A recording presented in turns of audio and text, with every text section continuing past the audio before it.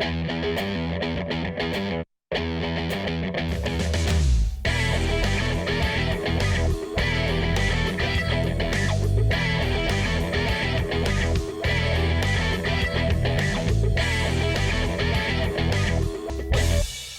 it's Scotty Bennett here with Texas Nights on Coke FM, and you may recognize the guy next to me. It's Bob Cole from Coke in the Morning, and Terry Booth, who, a lot of history here in Austin, the West Pole with the Texas Heritage Songwriters Association, and he's going to tell us more about exactly what he's involved with. But Bob, how did the Texas Heritage Songwriters Association get going here in Austin? A visionary sitting right here. That guy. Yeah, you know, the word visionary is used a lot. Somebody that can see something somebody else doesn't, or see the future. But there's sort of a supernatural area of vision. And our friend of this community and this state, I mean, he's a philosopher. I don't know many of those. A historian of Texas culture and a visionary. And he says, Cole, I want to talk to you. I said, well, you know, I'm about to get Hills open. You know, come on by one afternoon. And he comes by with a yellow pad about that thing. And how many years ago was this? Well, within a week of when Hills opened. So 2001, right in there. Yeah, 2001. So we sit out on the back patio, as I remember, and he pulls out that yellow pad, and I went, well, this is going to be a lot longer than I thought. And he went through these ideas that had been striking him. And, you know, as a true visionary, he wanted a partner in this effort that was born and raised in Miami, Florida, that would understand Texas music. Now, I've been here a lot longer now than then, but I've been here a long time then. So it was an honor. And he sort of explained it, and I nodded my head a bunch and said, what do we have to do? But the guy to tell you why was the guy that sold me that day. That's T. Booth. That would be me. Yeah. Visionary. Visionary or just a little crazy is, you know, maybe there's a little bit of both of those in the definition. I had always admired songwriters. Every time there was a hit song, I wanted to know, when I'm talking about when I was an adolescent, you know, a youngster, I was kind of a country kid. But in those days, you know, you listened to rock and roll and country, 50s. Yeah. You listen to rock and roll and country both. But like I was a fan of Willie's, let's call it 1960, before he was anybody. In Nashville, he was a notable songwriter, but he wasn't anybody in terms of recording artist. But I liked him because he was a songwriter. So the spirit of that, I mean, one of my heroes early on was Hoyt Axton. How many people know who Hoyt Axton is? He's a great actor. Well, on top of that, but an incredible songwriter. Yeah, he wrote Mama Told Me Not to Come and Joy to the World. But you would know that. Yeah. And Bony Fingers. Yeah. And his mother, Mae Boren, would have told you she wrote Heartbreak Hotel for Elvis. That's correct. So I was passionate about that. And then the Austin music scene in the early 70s, when the emergence, if you wish, of what they call Cosmic Cowboys and the progressive country, radio, I was right in the middle of that. I was in a little radio station called Good Karma, KRMH radio, before I went to the big one, KVET, some years later. So, boy, that was my heyday. Here I'm seeing history happen in Austin, Texas, my hometown. And so as that all evolved and I was immersed in it, I worked at KVET radio for about a decade. I'm immersed in all that. I had always wanted to do something to acknowledge the importance of Texas songwriters, and it couldn't happen. I just couldn't make it happen. The stars didn't line up. It wasn't the right place and time, right music venue, right players, until Bob Cole reopened Hills Cafe, and I was a bit helpful to him in trying to put some of the old antique stuff that I had out of the warehouse in the deal. So one might think perhaps he might owe me a favor. So we're sitting there, and he said, well, what is it? You've been helpful to me. I appreciate it. What can I do for you? And I said, I want to do a tribute to Texas songwriters. He said, what do you want to do? And I said, I have no clue. You've got a venue. You've got a #1 radio station, country radio, and we could make a great team. We were friends, known each other a long time. So the first thing he said was, we need legitimacy. And the people that can give us that is the state of Texas. So we go to a mutual friend at the state of Texas, and they put forth a resolution acknowledging the importance first of the Texas songwriter, the poets of our culture. That line was put together at that point, acknowledging Bob Cole and Terry Booth is the guys that were the most knowledgeable and the most capable of recognizing important Texas songwriters. Really? I don't remember that part. Is that about it? Here's what I do remember. As we talked about it, I said, well, there's the Nashville Songwriters Hall of Fame. Or he said, well, I don't see it as a Hall of Fame. I see it as a collection. I see it as an acknowledgement. I see it as a place where the works of these folks end up archived somewhere. And he says, Cole, trust me, you've talked a lot about it. Think about it. As you said, poets of the culture. He said they're not only the poets, they're the troubadours.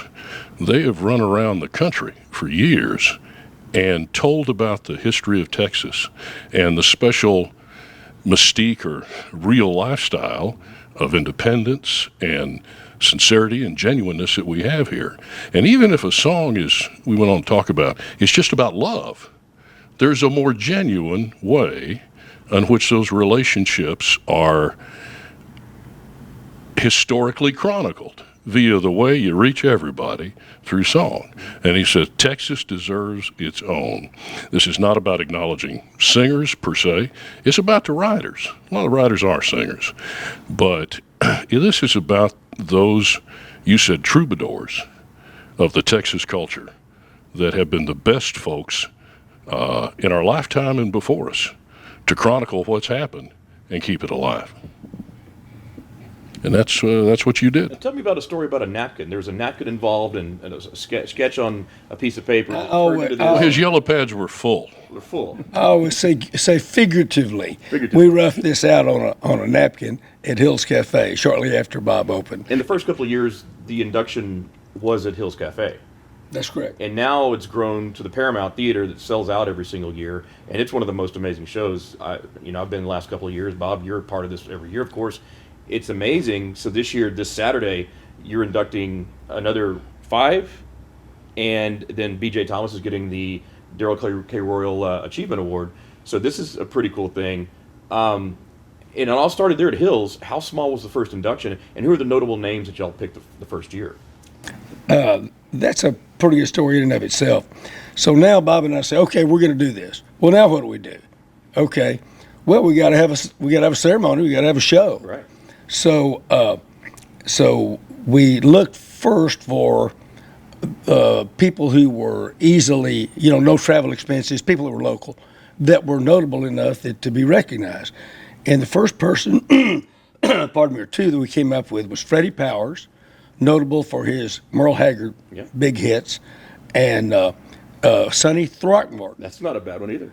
Well, Sonny was notable for having, I think, 18 number one hits over his period of time as tenure in Nashville.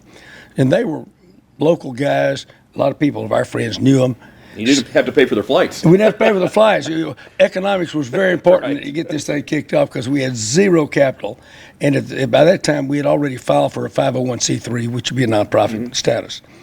And so those guys were contacted. Each of them were thrilled to be the first initial honorees of what might be a pretty important organization one of these days.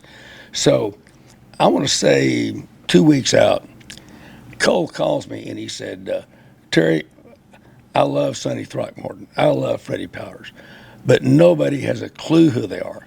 And he said, I can put $1 million worth of advertising on the radio and couldn't get 20 people to show up. We're going to have a problem here. And I said, I don't know what you mean. Less than 24 hours but after that, I got a call from Joe Abels. So Joe is sitting with Stephen Bruton right here, and we're over at Hill's Cafe. And he said, how would you like to put Chris Christopherson on our first show? And I said, my God, of course, man, that would be a godsend. And he said, hey, Stephen, what do you think? He was one of our 3 honorees for our initial show, which put us on the map overnight. And all kinds of other folks signed that year, too, when they heard about it. I remember Billy Joe Shaver was there in tribute to do some songs. as well. And by the second year, good Lord, Dwight Yoakam was there. Who was he honoring? I don't recall. Yeah, but wanted to be a part of this. And so the crowds were great in the backyard there at Hills, once again, over capacity. And I had begun telling Terry here, I said, we got to move it from Hills. One of the first things I remember was that first year, and a picture that is still around today a lot, of Coach Royal and Miss Edith sitting in the audience, who stood up at one point, I think probably when the band played the Eyes of Texas with their horns in the air. And I said, this thing is too good. It needs to be in a place that's more fitting for the honor than under these trees, which is great. But, we need to get to the ACL or the Paramount, which we did. And he said, no, never. Because, Cole, this is about the organic nature of what this music is. And this is the kind of place, this is where we're going to do it. We're not moving anywhere. The other argument I had with the visionary was he refused to call it the Hall of Fame. He says, no, everybody's got a Hall of Fame. We're the Texas Heritage Songwriters Collection. And I said, well, good luck explaining that to people. I can see. Southwest Airlines hears about this thing we're doing by, the second year, and says, well, we'd love to be a part of it, but nobody knows what a collection is. If you'll call it the Texas Heritage Songwriters Hall of Fame, we'll sponsor it. So To which I rolled over immediately. So Terry calls me. Didn't take any time. I'll never forget, Scotty. My passion, if I get a few minutes, is to stop into the Salvation Army thrift store or Goodwill. I was in a Goodwill, and it's T. Booth. So I answer, and I remember right where I was in the store looking at old radios and stuff. Yeah. He says, now, Bob, I want to talk to you about something, and it's totally up to you. But an opportunity has come for us to move the show to the Paramount. Now, I know you've been gracious enough to host at Hills the last couple of years, and I know we've talked about that. But if you say no, we ain't moving. What do you want to do? I said, well, Terry, I have to clean it up. I said, that's a fine thank you. When nobody else wants it, we're doing it at Hills. Now somebody else. He goes, Bob, I'm sorry. No, we won't move it. I said, Terry, for goodness sake, thank God. I had you better than I've ever had you. Oh, yeah. I was crawfishing big time. Oh, we don't have to, Bob. We don't have to. And this show, every year, I promise you, I've not seen anything, I don't know anything to compare it to. Of course, it's different every year. It is. But you leave it going, that's like maybe the best show I've ever been to. I might come next year, but it couldn't be any better than this. And I swear to you, year after year, you leave that next show saying, that's the best one ever. It's a magic. Yeah, every year people walk out of there going, I didn't realize those people wrote those songs or this. And when you see Jack Ingram singing the Taylor Swift song because her co-writer's being inducted. It's a cross-pollination of Nashville and Austin. People don't realize how much comes out of this state that gets produced in Nashville. And the people that are being put on this Saturday, it's going to be an incredible lineup. Ronnie Dunn is emceeing as always. Pat Green performing, Ronnie Crowell, Thompson Square. List goes on, but it's always a different group of people. Jack Ingram will be there. Django Walker will be there for his dad, Jerry Jeff, who's being inducted. So it's going to be an incredible show. But yeah, every year is different, so don't count anything out. It's always something new that you talk about. Ray Wiley Hubbard, remember 2 years ago, or was that last year, when he stole the complete show when Eric Church walked on stage?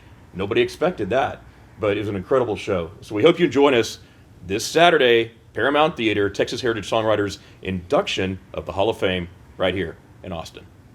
Thanks, guys.